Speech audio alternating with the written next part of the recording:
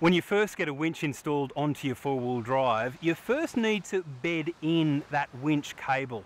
Otherwise, you're going to have a problem occur called bird's nesting. Now that occurs when the top cable basically burrows through the lower levels of cable and tends to bird's nest up under load. And that causes many problems when we're off-road. So here's a little technique to show you how to bed in your winch. The first step is to find a gentle incline. Run the cable out until there's one roll left on the drum, then attach it to a decent sized tree. Now I've put my vehicle in neutral, and the next step is to engage the winch. So it's currently in free spool mode, so I'm going to lock it into gear now and start winding our winch in and gently taking our vehicle up the hill. Now, it's important when you're actually guiding this winch cable in, never to put your hands too close to the roll of fair lead, and that's this area here. And the reason being is that you can easily get a jagged edge on your cable, and that could suck your hand in to your winch. And believe me, it's not going to stop if your fingers and thumbs are in the way.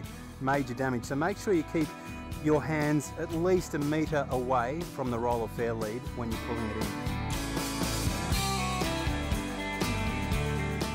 As you wind the cable back in, make sure that it spreads evenly on the cable drum.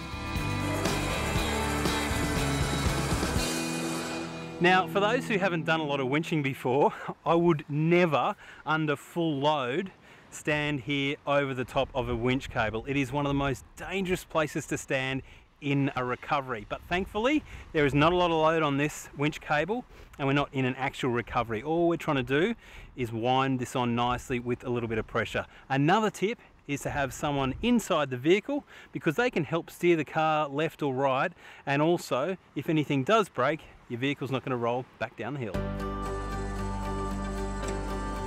Maintaining a steady pressure stretches the cable and ensures there'll be no tangles next time you need it. And from the rest of the way, we can simply do it by hand. Grab the hook and slowly feed that back into the drum.